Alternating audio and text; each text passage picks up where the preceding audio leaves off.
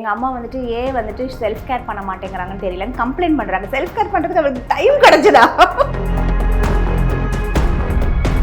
அந்த பிளேட்டுக்கு இடையில பிரஸ்ட்டை வச்சு லேசாக அழுத்தினா தான் நம்மளால் அந்த பிக்சரை கரெக்டாக எடுக்க முடியும்.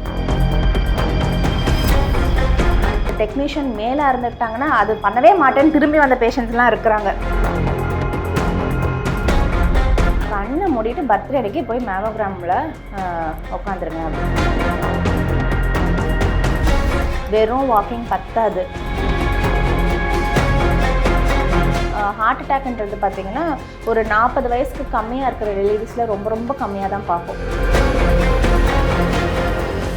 ஃபீமேல்ஸ் ஒரு 40+ இருக்காங்கன்னா இந்த டெஸ்ட்லாம் பண்ண வேண்டியது மேண்டேட்ரி. இதெல்லாம் பண்ணிங்கன்னா தான் நீங்கள் ஹெல்த்தியாக இருக்கீங்கன்றதுக்கு ஒரு சாட்சி அப்படின்னா நம்ம என்ன மாதிரி மேம் பண்ணணும்? பெண்களை பொறுத்த வரைக்கும் பிளட் லெவல் ஒரு மிகப்பெரிய ப்ராப்ளம் எல்லா ஏஜ் குரூப்லேயுமே. ஏன்னா அவங்களுக்கு அந்த பீரியட்ஸ் அப்போ பிளட் லாஸ் ஆகுது, டெலிவரி அப்போ பிளட் லாஸ் ஆகுது, அண்ட் அவங்களுடைய டயட் இன்டேக் போதுமான அளவுக்கு நியூட்ரிஷனாக இருக்கிறது கிடையாது. ஸோ இந்த மாதிரியான ரீசன்ஸ்னால எனி கிவன் டைம் ஒரு லோ ஹீமோக்ளோபின்றது ரொம்ப காமனாக நம்ம பார்க்குறது. ஸோ ஃபஸ்ட்டு பிளட் லெவல் பார்த்துக்கணும். அடுத்தபடியாக சுகர், எஸ்பெஷலி இப்போ நமக்கு ப்ரெக்னென்சி டைமில் சுகர் இருக்குன்னா அவங்களுக்கு கட்டாயமாக பிற்காலத்தில் வரத்துக்கான வாய்ப்பு ரொம்ப ரொம்ப அதிகம். ஸோ அந்த மாதிரி லேடிஸ் கண்டிப்பாக ஒரு கரெக்டான yearly once blood sugar testing பண்ணிக்கணும்.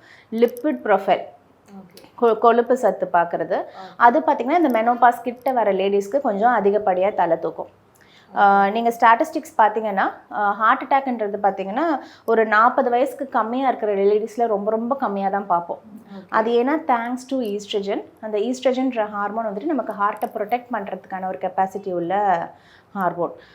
ஸோ நான் ஜோவியலாக பேஷண்ட்ஸ் கிட்ட சொல்கிறது அதுதான், எதை போட்டாலும் இந்த இதயம் தாங்கும்னு சொல்கிறது only because of our oestrogen. So அந்த ஈஸ்ட்ரஜன் இருக்கிற வரைக்கும் நம்ம இதயம் வந்துட்டு நல்ல ஸ்ட்ராங்காக இருக்கும். ஸோ அதுக்கப்புறம் அந்த ஈஸ்ட்ரஜன் சட்டுன்னு விழும் பாருங்கள் மெனோபாஸில். அதுக்கப்புறம் பார்த்திங்கன்னா நமக்கு இந்த ஹார்ட் அட்டாக்ஸ் எல்லாம் கொஞ்சம் கொஞ்சமாக இன்க்ரீஸ் ஆக ஆரம்பிக்கும்.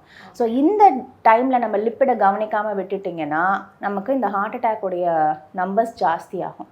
ஸோ இப்போ நமக்கு வந்துட்டு எக்ஸசைஸ் ரொம்ப இம்பார்ட்டண்ட் ஆகிடும். நான் 20-30 வயசுலாம் பண்ணலை, இப்போ வந்து பண்ண சொல்கிறியேம்மா அப்படின்னு நிறைய பேர் கேட்டிருக்காங்க. ஏன்னா இப்போ வந்துட்டு அவசியம். இத்தனை நாள் உங்களுக்கு வந்துட்டு சப்போர்ட்டுக்கு ஒரு சோல்ஜர் மாதிரி ஈஸ்ட்ரஜன் கூடவே இருந்தது, இப்போ அதை காணும். ஸோ இப்போ அது செய்ய வேண்டிய வேலையை நம்ம சேர்த்து செய்யணும். அதிகப்படியான ப்ரோட்டீன் டயட்டில் எடுத்தாகணும், ஸ்ட்ரென்த் ட்ரைனிங் கொண்டு வந்தாகணும், வெறும் வாக்கிங் பத்தாது. ஸோ இதெல்லாம் நமக்கு வந்துட்டு போன் ஸ்ட்ரென்த்து வீக் ஆக ஆரம்பிக்க போகுது. பிகாஸ் இந்த ஈஸ்ட்ரஜன் தான் உங்கள் ஹார்ட்டையும் உங்கள் போனையும் இத்தனை வருஷம் ப்ரொடெக்ட் பண்ணது இதுதான். ஸோ இப்போ இது உங்கள் பாடியை விட்டு மெதுவாக விடைபெற்று கொண்டு போகுது. ஸோ அது செஞ்சுட்டு இருந்த வேலையை இப்போ நம்ம சேர்த்து செய்ய பழகிக்கணும். ஸோ இது பண்ணாலே இந்த மெனோபாஸ் விமனுக்கு ஒரு பெரிய பலம் கிடச்சிரும். இது இல்லாமல் 40 வயசு அடிக்கும் போது நமக்கு வந்துட்டு இது பண்ணி ஆகணும், மேமோகிராம் பண்ணி ஆகணும். அது வந்துட்டு நம்ம I always tell my patient, உங்களுடைய 40th பர்த்டேக்கு உங்களுக்கு நீங்களே கொடுத்துக்கிற ஒரு பர்த்டே கிஃப்டாக நினச்சிக்கோங்க.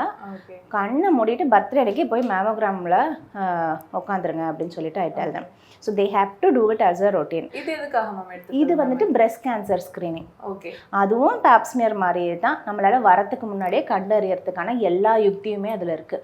ஏன்னா நமக்கு கை வச்சு டெஸ்ட் பண்ணிக்கோங்கன்னு சொல்கிறோம் இல்லைங்களா, அதில் ஒரு 3 to 4 சென்டிமீட்டருக்கு மேலே அந்த கட்டி வளர்ந்த பிறகு தான் கையில் தட்டுப்படும். வேறஸ் மேமோகிராமில் நம்மளால் மைக்ரோஸ்கோபிக் லெவல்லே வந்துட்டு நம்மளால் அதை கண்டறிய முடியும். ஆப்வியஸாக நம்ம சீக்கிரம் கண்டுபிடிச்சா cure is going to be கம்ப்ளீட்டாக டிசீஸ் ஃப்ரீ தான் நம்மளால் கொடுக்க முடியும். ஸோ அந்த ஒரு பேராசைனால தான் எல்லாரையுமே பண்ணிக்கோங்கன்னு சொல்கிறது. பட் பேஷண்ட்ஸ் நிறைய பேர் வந்துட்டு மேமோகிராம்னு உடனே பயப்படுவாங்க. ஒன்று யாராவது ஒருத்தங்க அவங்க ரிலேட்டிவ்ஸ் யாராவது வந்துட்டு தே ஹேவ் டு அண்ட்ரஸ், அதுவே ஒரு பெரிய தயக்கம். they have to completely undress their top. அப்போ தான் நம்ம வந்துட்டு அந்த மேமோகிராம் ரூம்குள்ளே வந்துட்டு நம்மளால் கம்ஃபர்டபுளாக அந்த மெஷினில் நம்மளை வந்துட்டு பொசிஷன் பண்ண முடியும். அது ஒரு பெரிய தயக்கம். அது எங்கேயாவது கேள்விப்பட்டிருப்பாங்க, படிச்சிருப்பாங்க. அண்ட் அதில் அந்த மேமோகிராம் ரூமில் அந்த டெக்னீஷியன் மேலே இருந்துட்டாங்கன்னா அது பண்ணவே மாட்டேன்னு திரும்பி வந்த பேஷண்ட்ஸ்லாம் இருக்கிறாங்க. ஸோ அது வந்துட்டு நமக்கு சொல்லி அவங்களுக்கு புரிய வைக்க வேண்டிய ஒரு கட்டாயம் இருக்குது. அடுத்தபடியாக அந்த மேமோகிராமில் பார்த்திங்கன்னா 2 பிளேட் மாதிரி இருக்கும். அந்த பிளேட்டுக்கு இடையில பிரஸ்ட்டை வச்சு லேசாக அழுத்தினா தான் நம்மளால் அந்த பிக்சரை கரெக்டாக எடுக்க முடியும். ஸோ இது அழுத்தும் போது ஒரு விதமான பயம், ஒரு சின்ன டிஸ்கம்ஃபர்ட் பண்ணும்போது, ஆமாம், அது சின்ன லேசாக ஒரு ப்ரெஷர். பிரஸ்ட் வந்துட்டு 2 பிளேட்டுக்கு இடையில தொடையில வச்சு அழுத்துற மாதிரியான ஒரு ப்ரொசீஜர் தான் மேமோகிராம். Okay. ஸோ இதை பண்ணும்போது ஒரு சின்ன டிஸ்கம்ஃபர்ட், ஒரு பயம், பதட்டம் இதெல்லாம் வரும். Okay. இதை யாராவது சொல்லி கேள்விப்பட்டிருப்பாங்க, அதனால இவங்களா அது ரொம்ப ஒரு பயங்கரமான பெயின்ன்ற மாதிரி லெவலுக்கு இமேஜின் பண்ணிடுவாங்க. ஏதோ பண்ணிடுவாங்க, அது பிசுக்கி நசுக்கி என்ன பண்ணுவாங்களாமே மேம் அப்படின்வாங்க. ஒன்றும் இல்லை மேடம்னு சொன்ன பிறகு they will go to. So இந்த மாதிரியான ஒரு தயக்கத்தினால இதை பண்ணாமல் அவாய்ட் பண்ண தான் ட்ரை பண்ணுவாங்க most of the ladies. But இது பண்ணுறது நம்மளால நிறைய கேன்சர்ஸ் ப்ரிவென்ட் பண்ண முடியும். ஓகே, ஆக்சுவலி அப்போ பார்த்தா நம்ம பசங்க தான் இதெல்லாமே தெரிஞ்சுக்கிட்டு அம்மா அப்பா கூட்டு போகணும்னு நினைக்கிறேம்மா. இப்போ நிறைய கேர்ள்ஸ் ஆக்சுவலாக தேர் டிஸ்கஸிங் அட்லீஸ்ட் அம்மா நீ மெனோபாஸ் அட்டைன் பண்ணிட்டியான்னு அட்லீஸ்ட் கேட்குறாங்க. இந்த கேள்வியே முன்னாடி ஜென்ரேஷனில் கிடையாதுங்களே. நம்ம பேஷண்ட்ஸ் அவங்க செகண்ட் ஜென்ரேஷன் லேடிஸை நம்ம நிறைய விதமான ப்ராப்ளம்ஸ்க்காக கொஷின் பண்ணுவோம். அம்மாவுக்கு எந்த ஏஜில் மெனோபாஸ் வந்துச்சுன்னா தெரியலையே அப்படின்னு தான் சொல்லுவாங்க. பட் இப்போ at least they have started discussing at home. The present generation of college kids are very bright and smart. So if they continue like this, I'm sure 50 years down we are going to see a beautiful society. அப்போ birthday வருது அம்மாக்கு அப்படின்னா ஒரு புடவை எடுத்து கொடுக்கறத தாண்டி ஏதாவது ஒரு டெஸ்ட் கண்டிப்பா என்ன பண்ணணும் கைனகாலஜிஸ்ட் வந்து கேட்டுட்டு. கண்டிப்பா. ஓகே மேம், இவ்வளோ நேரம் நம்ம நிறைய விஷயங்கள் டிஸ்கஸ் பண்ணோம். முக்கியமாக நான் கேட்க நினைக்கிறது, இப்போ 25ல இருந்து ஒரு 30க்குள்ளே இருக்கிற ஏஜ்ல இருக்க பசங்களோட மதர்ஸ் எல்லாமே 40+ அப்படி இருப்பாங்க. நீங்கள் பசங்கள்லாம் கண்டிப்பாக அம்மா கிட்ட இதை பற்றி நீங்கள் பேசியே ஆகணும், இந்த டெஸ்ட்லாம் எடுக்க சொல்லணும் அப்படின்னு நீங்கள் வந்து அவங்களுக்கு ஏதாவது அட்வைஸ் கொடுப்பீங்கன்னா என்ன கொடுப்பீங்க மேம்? 40+ அப்படி இருக்கிற லேடிஸ்க்கு குழந்தைங்க கொடுக்க வேண்டியது என்னன்னு பார்த்தீங்கன்னா சந்தோஷம், நிம்மதி, சண்டை போடாமல் இருக்கிறது.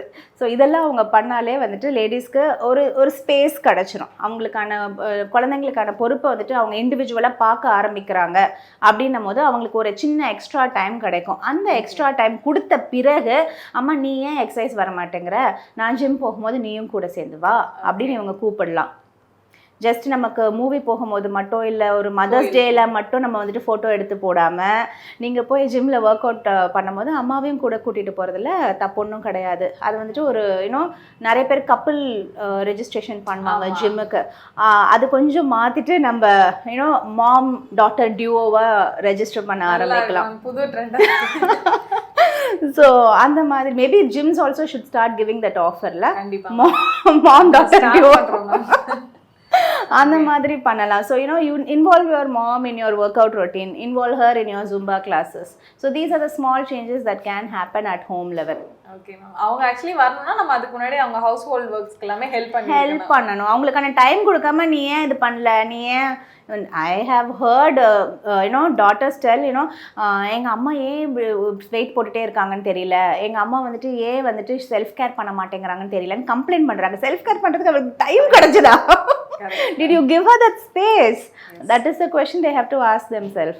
Okay ma'am, sure. கண்டிப்பாக இப்போ நிறைய விஷயங்கள் புதுசாக டிஸ்கஸ் பண்ணியிருப்போம். எல்லாருக்கிட்டையுமே அம்மா கிட்ட இதை பற்றி நம்ம பேசினதே இல்லையே அப்படின்ற ஒரு கொஸ்டின் கண்டிப்பாக தோணி இருக்கும். நிறைய பேருக்கு இது ஹெல்ப்ஃபுல்லாக இருக்கும்னு நினைக்கிறேன். எங்களோட ஜாயின் பண்ணி நிறைய பேருக்கு அவேர்னஸ் கொடுத்ததுக்கு ரொம்ப நன்றி ma'am. Thank you, it was a pleasure meeting and sharing my knowledge. Hope it was helpful. Thank you. Thank you.